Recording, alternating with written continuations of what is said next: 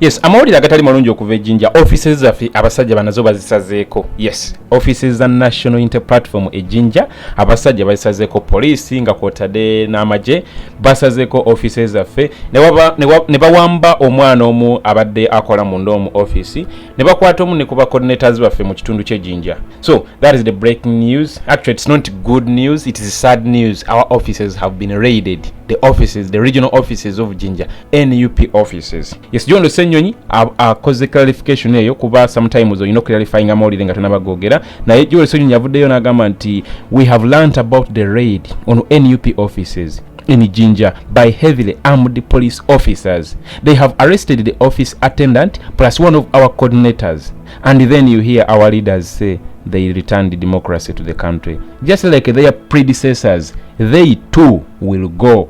Bado jowero wakoze update. Of course, nga wala bifananyi bisajja bambalide mundu, you know, tebategerekeka. Man, ebintu bino of course babikoze nnyo. Kyefananyirizaako n'ekyali kamocha. Mujjukira lwakuba ekikamocha kyali so massive. Abasajja bayuwa battalions meka kuba kwaliko aba UPDF, kwaliko aba military, kwaliko aba anti-riot police, kwaliko aba police benyini, kwaliko aba LDU, you know, abantu ebitongole by'okwerinda byonna nga biri walinga munyera nga bayina buli kikozesebwa, bayina ebyuma ebisala, bayina emmundu eza buli kika, bayina ebimotoka ebya buli kika and all that. So eyo situation yali ekamucha ne kati kigudde ate Jinja nga wala bifaananyi ebyo olunaku lwalero lunyini ku macha ga leero ewasazeko office eno bagisazeeko. Of course kyebaagala tuwano mwakimanyi ne you can anticipate okitegeera kyebaagala kiri ekintu kimu, baagala documents. Tebana kira kyebaagala bino byebawoza mbusimanyi bali kunoonya bukofiira, mbusimanyi bali mu kunoonya ngoye za NUP is a t-shirt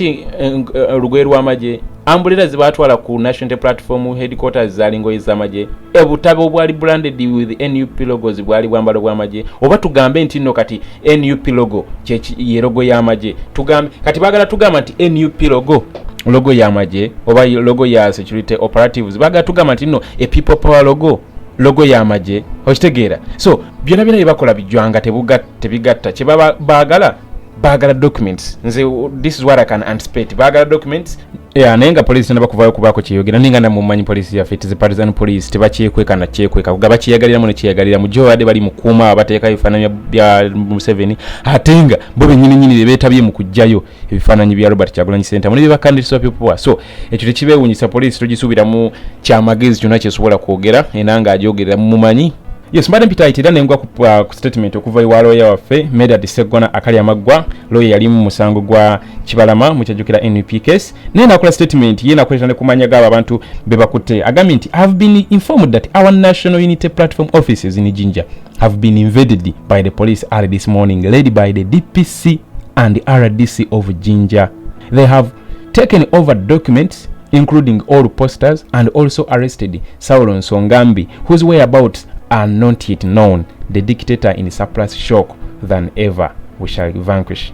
So that is the update. Namanya goyo gwe bakutte mu mutegedde n'abakulidde ekikokwedo kino mu bategedde DPC ne RDC. Mukimanyi bulungi nti bano Museveni yabateekayo. DPC oyinza okwesanga akulira Jinja aveeri eri munyankole munyarwanda, okitegeera nga RDC bebamu ya yes nga bwe nagambye banasajja abeera beetaaga bwetaazi documents babeera tebali ku bino simanyi red beret bye bakoze ekyo kitegeera beetaaga documents na campaign materials zonna ze tugenda okukozesa mu kalulu. Mujjukire nti no nomination ziriyo nga 3 ate okulonda kubinda kati bali mu kulumba buli office bajeyo posters bajeyo campaigning materials zonna kwa balumba offices batwa documents ezenjawulo. Mu documents of course mubeere empapula, mubeere ebitabo, mubeere pens eziri branded, mubeere ebintu bingi nnyo. So batwala campaign materials zonna ne barana documents ezenjawulo, forms eziriko registered candidates, forms eziriko kuba kati tojja kutwala bintu obitereke wako. Of course oberako ne copies ewaka nayenga ebintu ebisinga bitera kubeera ku offices kwa offices abantu batuukira kala abantu bano bakimanyi nti no offices beera rich with information bazirumba era bagenda kusigala bazirumba, okitegeera. So bebabeera baagala ze documents no confiscating campaign materials affe kuba kati batutte posters zonna, okitegeera. Njukira nti nno on a daily basis mulaba mutera okulaba Mr. Updating akola fundraising, mutera okulaba abantu abenjawulo nga bakola fundraising n'abantu sekinomba vayo ne bapledginga sene ne baprintinga candidates ne baprintinga posters ne bazitwala ekamocha. Bazitwala ekamocha then ekamocha ne distributing mu bifo ebyenjawulo okitegeera kati abasajja bano batagitinga posters ne bannange tufugibwa twegamba tuyina abasajja batya nnyo gwe poster gyekukangidde obukanzi just a mere poster naye bagenda so bino ebibozibozi bateekawo bibozibozi just byakutuuddisa bibozibozi tebiyunga tebigatta nekibabeera baagala first of all babeera baagala kuteekawo okutya eri bantu kuba bajja n'emmundu nga mpitirivu nnyo nga obalaba bajja n'amasasi bagambalidde wano mu bulago and all that teweewuunya raids zino zigenda countrywide raids nga zino zigenda nga zikolebwa nenga bwensiba mbagamba let us document these raids let us document these actions zitali ntuufu zitali constitutional let us document them this is all evidence akalulu is part of the mission so bino ebintu bina bakola ebitali bino ebintu bina bakola ebitali mu mateeka tuongero bi documenting tuongero kosa kamera zaffe tuongero bako bifaananyi tuongero balabisa webajje kama ocha baba CCTV footage zona ne bakola kino bazitwala of course nga tebagala ekituufu kiveeyo okitegeera nga tebagala kituufu kiveeyo bawoza mbusimanyi bali bazze kuna ngoye z'amagye and all that t-shirt lugwerwa amagye umbrella lugwerwa amagye obutabo buliko logo za NUP penny signature z'omukulu nazo zalingoye z'amagye so lwaki bali batwala CCTV zi DVR lwaki bali plugging off gundi ezo servers za CCTVs so bana basajja just kutya kunji kwe kubakoza bino byonna bakimanyi bagenda era temwebunya statement sales basiba bakola musimanyi we can't come out ne tugaba buyinza bwetutyo just like that bakifiringa muri ntine ekintu kikola ki bayisiza bubi abantu babakoye bagende sawa yonna kyolanga bava ne bakola statements nga zino kyolanga bava ne bakola ebikolwa nga bino ekituufu kiri nti okutya kunji ne sawa yeno bino ebikola byonna tebyandibaddewo singa okutya tekubaddeewo kitegeera naye okutya kunji yensonga lwaki ebikolwa nga bino tebikolebwa ku offices za ANT oba tebikolwa ku offices za bano ba political parties abalala no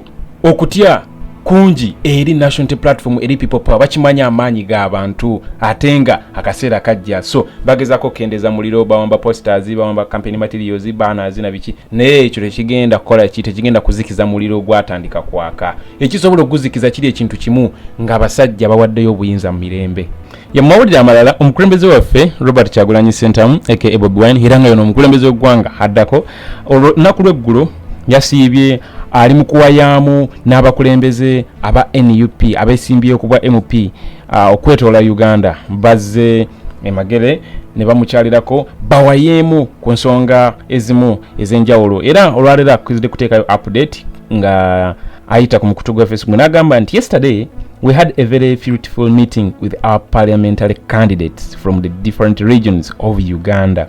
We congratulated them on being pioneer MP candidates under NUP and charged them to work very hard in the coming days to secure victory for themselves and the NUP.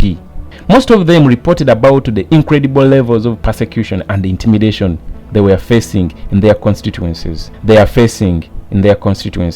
I was very delighted to see the determination and the courage with which several of them are taking on giants of the regime. Together we shall succeed in achieving. Natekako hashtag in New Uganda nebifaananyi ebyenjawulo nga wabirabawo so yeyo update baddewo maybe okutunula mu statement ye agambye nti most of them reported about the incredible levels of persecution and intimidation they are facing in their constituencies eno nsonga nkulu nnyo olw'ensonga muzze mulaba reports tubale tugezaako bawanga bacandidates baffe mu bitundu ebyenjawulo of course tebabakkiriza nagenda ku radios tebabakkiriza kukola yadde a 3 or 5 group meeting kasitoli bamulengera nga ayambadde bulungi ready obanga ne bakitegera nti is affiliated to people power nga waliwo just committing ne kabaka abantu batano awo police egenda kuyika LD egenda kuyika ogwo mukole gukole ki function egisazeemu mubalabye baganda bafa abeerira abavaayo jjo ne batulopera nti radios mu Lango region baziganye okuhostinga bacandidates ba NUP era nga n'ekyasembyo jjo omu ku bacandidates baffe bamusaba obukadde 6 okubera ku program ya saawa emu. Can you imagine? Obukadde 6 okubera ku program ya saawa emu, just a mere radio talk show. He was asked to pay 6 million Ugandan shillings. So you can imagine naye nga lwaki bakola ebintu bino byonna bafuna radio station zino ezimu of course zaba NRM ebifo ebyo biri wala nnyo ng'ojja kwesanga nga ekitundu kyonna osanga mu radio emu ate radio eyo nga yawa NRM so ajja kusettinga terms. Ekirala radios n'endala ne weziba nga ziri privately owned oba nga ziri under any management which is not affiliated to any political party zifuna threats okuva mu UCC okusaza mu licenses zaabwe, zifuna threats okuva mu government obutachaza ba NUP obutachaza ba people power and all that. So some of these threats era omwami yakugambye Robert Kyagulanyi Ssentamu aka Bobiwine nti most of these aspirants under most of these candidates abesimbiyeyo kubwa MP under NUP, most of them reported about the incredible levels of persecution and intimidation they are facing their constituencies. I just have one message to our brothers aba facing ekizibu kino. Let us just keep soldiering on. Tugende maaso nga tukole kyenyini kye tulina okukola. Kye tuba tulina okukola tugezeko okulaba nti buli kimu kye tukola kiri mu mateeka. Yes, that's all. Fe tukolere buli kimu mateeka. N'ekirala, let us document these intimidations, let us document these persecutions. Tubeere nga tulina evidence y'ebintu nga bino. Otherwise, we can't just keep on oba tetusobola kutuula butuuzaawo olw'okuba bakuganya ogenda ku radio. There is door to door. Tutambule nju ku nju, door to door poster, door to door campaign. Yanze kinsolo gamba naye nga meeting yabadde olunaku lwaggulo tebayagadde gikola Facebook live oba kugenda ku media omanye ebintu ebimu tebijja kubeeranga nnyo ku Facebook. Waliwo meetings ezitasaana kubeera nga ziri live okitegeera. Meeting yabadde eggulo yabaddemu abantu bayitirivu nnyo ba candidates okwetoola ebifo ebyenjawulo mu Uganda. Mujjukire nti ekibiina kyaffe kino kyateekawo ababaka 427 nga balina okukiikirira bwe balina okukwatira NUP bendera bebavetinga naye omusajja nayongeza sente nazijja ku mitwalo 2 naziteeka ku bukadde 3 ng'akimanyi obukadde 3 tugenda busobola kuba batussa obwavu tetusobola kusobola bukadde 3 nga bakimanyi bulungi era abantu abaana 161 sente ne zibalemerera 161 sente ne zibalemerera then abaana 28 ne babeera nga beba abalemererwa sigamba nti lwa sente wabula poliisi ebasazeeko ewaka LDU ebakaterinze off kugamba babaganya ogenda okunominatinga amagye gabanonye waka ne gabatwala mu bifo ebyenjawulo abaana 28 ne bakola kini babeera nga balemereddwa. However, good news nga bwe nagamba luli nti High Council oba balawyers baffe mu NUP bateekayo petition mu Electoral Commission abaana bano babeere nominated olw'ensonga bakwatibwa abapoliisi balemesebwa ab'ebitongole by'okwerinda nga kyebabakwatira tebaagala banominating. So eyo ensonga ekyapendinga era nga webanga balulinze bulungi kiba kitegeeza kuba candidates 2038 byo twafiridinga over Uganda yatusobola okweyongerako abantu 28. So abasinga ku bano be babaddewo jjo era nga meeting eno yaddemu abakulu mu people power okuli president wa Robert Kyagulanyi Ssentamu, David Lewis Lubongo ya Dr. Lina Zedwiga the vice president ya bonna gwenga bobamanyi babadde mu meeting eno kuba this is a matter of national importance. Baade bogerako n'abakulembeze abagenda okubeera mu parliament naye nga bali under national inter platform. So baade babacharginga, baade babawa guidelines, baade bababuulira ki ekyokukola ki ekitalina kolebwa and all that. Waliwo namulira amalala gatali malungi. Mujjukire nti ekiseera kino tuli mu kiseera kya kalulu okitegeera era nga nomination z'omukulembeze waffe Robert Kyagulanyi Ssentamu ziriyo nga 3 weekend ejja nga 3 olunaku lugenda kubeera lwakubiri. However, mwenna mukimanyi bulungi nti abasinga popularity, abasinga support, abasinga intelligence, abasinga smartness, abasinga mu buli kimu kuba is a generation product. Understand? Bali basajja ba 86 ono mwana waffe ffe tusinga obungi mu Uganda abavubuka tuli ebitundu ebisoba actually bitundu 8 abaka wansi w'emyaka 3 maybe 75 abaka wansi w'emyaka 35. So tuli bangi nnyo. So abasajja bano batudde olunaku lwajjo kuba waliwo articles ensomye ez'enjawulo nga zireportinga ku meeting eyabaddewo wakati wa NBS chief security officials aba meetings okudiscussinga ku Bobiwine especially ku nomination day egenda okubeerawo nga 3. Ka article kono kadde kagamba bwe kati nkajje ku platform ya Echoto website mwena mujimanyi bulungi oteka mutesi www.echoto.co.uk egamba nti our sources have learned of a high profile meeting between the NBS proprietor Kin Kalisa and the top security officials from UPDF, Uganda Police Semwai, Iso, and prisons that today ensued in a concealed location. The meeting was widely committed to discussing how the media houses could be tamed and restrained from giving ample airtime to the National Inter-Platform Party President Kyagulanyi Ssentamu Robert, who is vying for presidency. The meeting was headed by Dr. Ken Kalisa, the proprietor of NBS, which is renowned for propagating lies against the NUP party and its head Kyagulanyi Ssentamu Robert aka Bobiwine. Kalisa attended in the capacity of the chairperson of the National Association of Broadcasters, NAB. The security agencies were represented by the Chief of Defense Forces, General Muhoozi. You remember this guy, the one behind the threats on Nkonge Chibalama, that General David Muhoozi. Then the Internal Affairs Minister, JJ Odongo, and then the Deputy IGP, Sabiti Muzei, and then the Commissioner General of Prisons, Jonison Byabashaija, the UPDF mouthpiece, Brigadier Flavia Byekwaso, and finally police spokesperson Fred Enanga. So beba abantu abadde mu meeting, that is the group of gentlemen from the street forces, and then Ken Kalisa, the proprietor of NBS. So here is what these guys were discussing about. From the minutes that leaked, Ken Kalisa agreed with the security chiefs that all candidates of the NUP party would be effective today not be granted media space if they appear in red billets. Ekyo mwenda mukiwulidde bulungi. Bale making headlines all over media platforms ezenjawulo ne social media. Then the other thing, the media has also been urged not to give live coverage to Kyagulanyi Ssentamu on his nomination day slated for November 3rd. As government's plan is to descend on his supporters, the media has been regulated not to give coverage to some of the street clashes that would ensue between the police and then the NUP supporters on that day. The NBS chief tasked his fellow broadcasters not to derail from the new regulations, as this would bear reprisals, part of which include the withdrawal of the operation license. I'm sure you've gotten the message very well. Abasajja bano baplaninga butawa coverage Robert Kyagulanyi Ssentamu aka Bobiwine ku nomination day. Neberabidde nti no media kitegeera, we'll run this thing. We are the social media, we are the news, we are everything.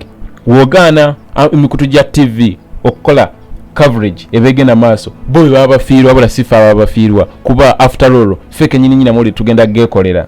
You understand? The other thing, baganye ono Ken Kalisa ono jukira nti endanyini yakulira NBS, sijagamba nti endanyini TV y'abanyampi yakulira NBS. Baganye bakiriziganyiza wamu ne ba security operatives, of course aba UPDF, police, LDU, military and all of that. Bagane NUP candidates abagenda ku station zizino nga bataddeko red beret. Red beret yabafuukire zikenze kankuwulire. Eyo red beret bagirabanga Al-Shabaab, eyo bagirabanga muzimu oli ayinza n'ogidundoza man yafuuka ekitalo.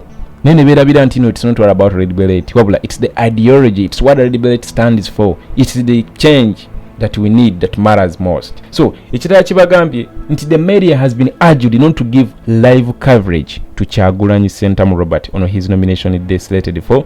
Era ne bagamba bannamawulire oba amawulire oba TVs ezinagaana okugondera ebiragiro bino zikajjutuse kuba bayinza okusazaamu license zaabwe. So teweewunyanga tolabye stations ezimu nga zizze okwerekera ko Robert Kyagulanyi Ssentamu aka Bobiwine ngaddayo oba ng'agenda okunominatinga for president olunaku olwokubiri nga 3 November. That is weekend yennyini ejja ku lwokubiri. So naye lwaki bakola ebintu bino byonna? Bakimanyi nti no Robert Kyagulanyi Ssentamu alina obuwagizi bungi okwetoola Uganda, okwetoola ensi eno yonna. Kati mbono baagala kukozesa eno chance bamume publicity kuba ffe twabagambye this is a public holiday in the NUP constitution.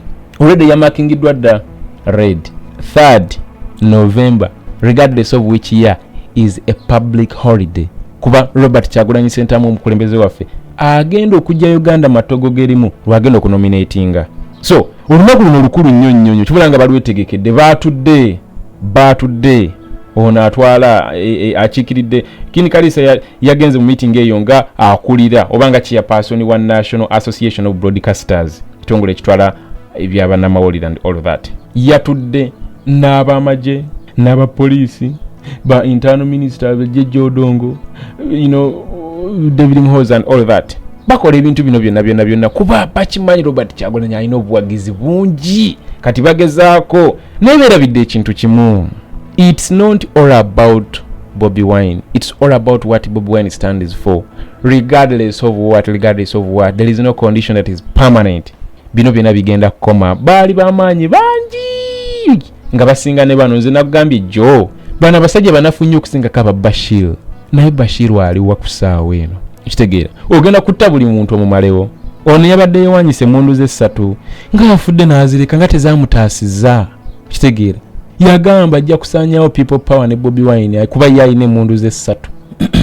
Artist afa ne Bobiwine nenga Bobiwine tabadde president kati nalabye nono simanji mu muhwezi naye avaayo avevenga nono musajja we Masaka simanyi Sunday day wakulira enkambi y'amagye naye n'avevenga mbu we can't just give out power like that. Simanyi bikimbu. Don't think we are preparing for handover.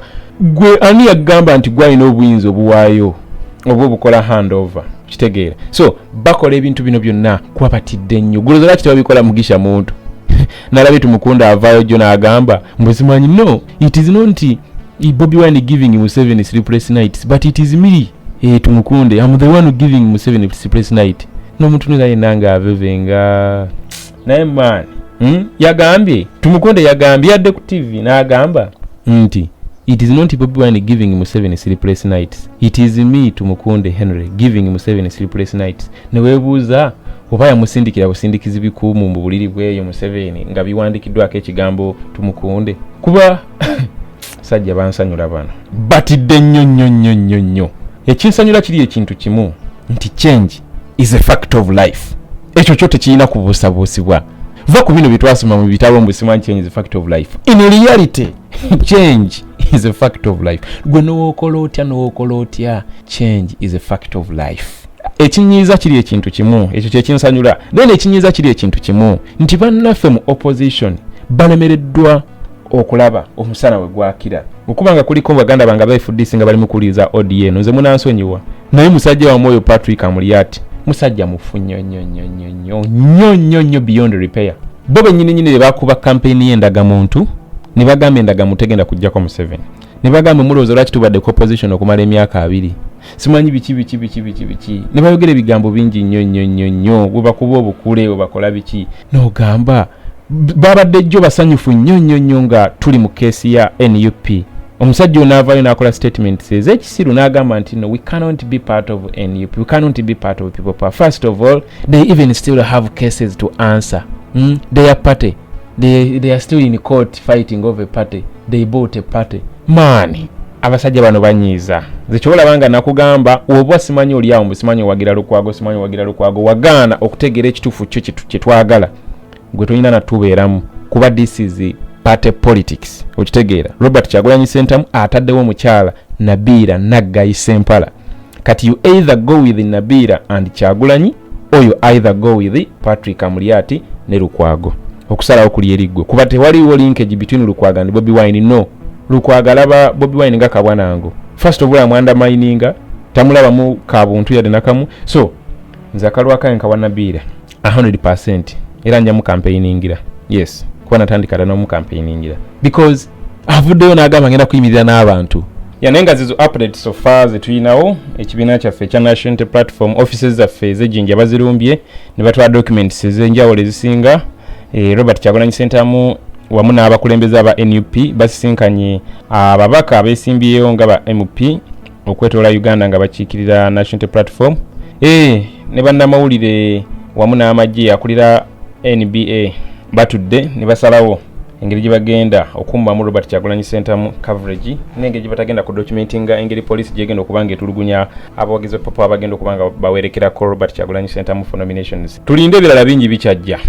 Kyotalina kwerabira kwe kwongerayo message eno ng'ogitambuza okubeera ng'otegeeza mama wo, otegeeza taata wo, otegeeza baganda bo, otegeeza bakwano bo, obategeeza on a daily basis reminding them kyetaagisa nnyo kuba abantu beerabira. So tubajjukize ebi Museveni byakoze era tubawe essuubi nti bigenda kukyuka. Eno embeera tegenda kuddamu kubeerawo. What do I mean? Tuwongere okulobinga for Bobiwine support all over different parts of the region. Buli muntu ali wano oyina gy'ova, oyinayo bakwano bo, batabbire babulire enjiri ey'enkyukakyuka. Ffenna tunaakolera wamu tujja kuwangula. Mukama akuume.